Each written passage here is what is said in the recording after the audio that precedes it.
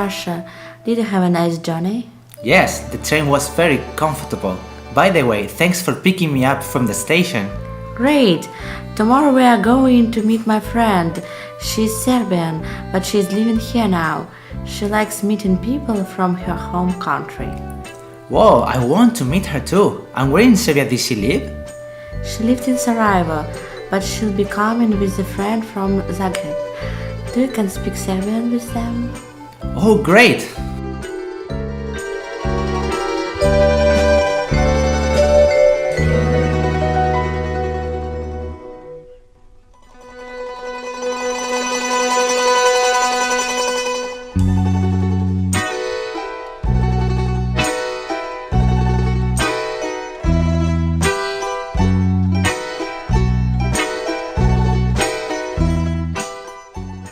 The Russian Duma was created in 1906.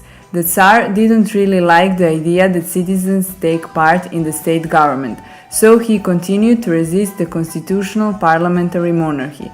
The working class began to ask for their rights. This fight will be the reason for a completely new political movement.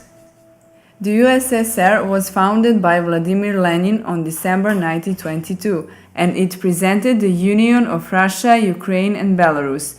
During the next period, communism continued to rise and it began to have more and more impact on the country. Socialism is the socio-economic formation which came after the revolutionary fall of capitalism. It presents a period of time in which social classes don't exist. In socialistic manufacture, there are no people who can make monopolies or take manufactures in their own hands. All resources are owned by the country. Russian communism began with Lenin, but it reached its top with Joseph Stalin. Stalin was a strong politician and he defended Russia during the Second World War. Russia was attacked from three different sides. Germans approached Moscow, but General Zhukov pushed them 20 kilometers away. During all that period, Josip Broz Tito, who would later on be the president of Yugoslavia, stayed in Moscow to give his support to Stalin and be in touch with him all the time.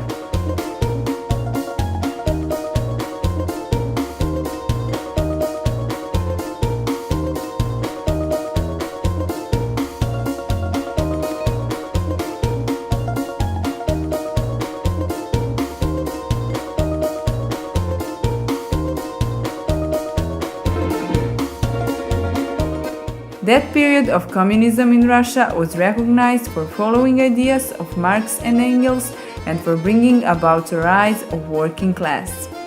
Sometime later, on the other side of European continent, another communist country was created. The head of the League of Communists of Yugoslavia was Tito, who became the president in 1945. The USSR took part in the liberation of Yugoslavia during the Second World War by sending their troops to Belgrade. After that, Yugoslavia decided to stand on the Eastern Bloc side.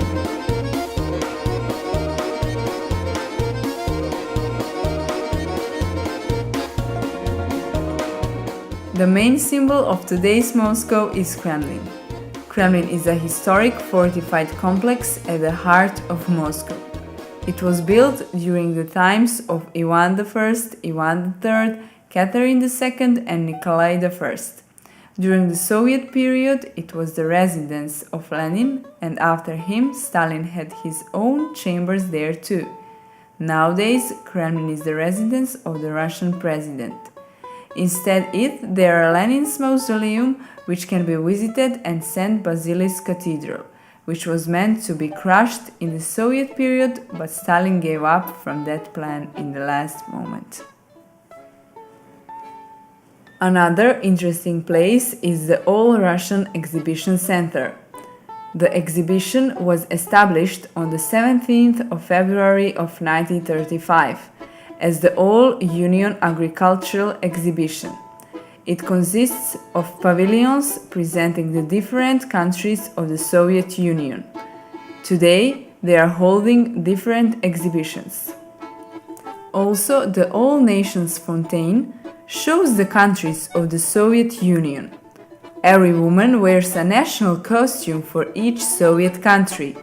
It was built during Stalin's period and wanted to depict the USSR in an architectural way. In 1964, the monument to the conquerors of space was erected to celebrate the achievements of the Soviet people in spatial exploration. It depicts a staring rocket that rises on its contrail. The Memorial Museum of Cosmonautics is located inside the base of the monument. It was opened in April 1981, 2 days before the anniversary of Yuri Gagarin's flight. During the period of communism, they tried to rebuild the country after war disaster and renew the industry and economy. They wanted that the new class-free society became the base of the country and its progress. Volunteering organizations called working actions were arranged so that everyone could take part and help rebuild the country. That was also the opportunity for people to travel around the USSR, meet each other, make new friendship, or even find someone to get married. That was one of the ways in which people mixed and moved from one Soviet country to other. Communist ideals didn't give support to the church, and churches and institutions were practically gone and lost their influence in Russia and Serbia too. But people's faith in God didn't disappear with communism. People still believed. So they kept going to further places and villages to baptize their children there. After Stalin's death, several communist presidents succeeded until 1991, when the USSR officially fell apart and all Soviet institutions were closed. The falling of the USSR also meant the end of the Cold War. Моя ты душенька, моя морозечка, а жить-то хочется, я ведь горю тебя, молю, будь моей женой.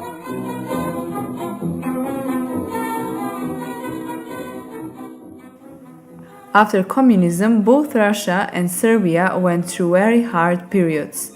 All the industry, which was owned by the state, should have been privatized. Churches became popular again and their influence came back with democracy. Nowadays, Russia has become politically and economically stable, while Serbia is still on its way to become a modern democratic country. Democracy has brought about many positive aspects, such as the freedom of speech, the freedom of religion choice, the freedom of sex orientation, etc. Most people today live and think in different ways and don't believe anymore in the ideology of communism provided by Marx and Engels. For them, communism is maybe a good ideology, but has claimed to be impossible in practice. Of course, there are still people who believe that it was better to work and live in the USSR than in new democratic era. My goal was to show a long historical period of two countries from the perspective of one single human being. It was not my intention to show political propaganda of any ideology or political regiment. People can live and survive everywhere and in every period of time, and every regiment has its advantages and disadvantages, and it's our mission to find out how to fit in them. Russia and Serbia have been bounded since the period of the monarch dynasties, and even today they are still trying to maintain their great relations.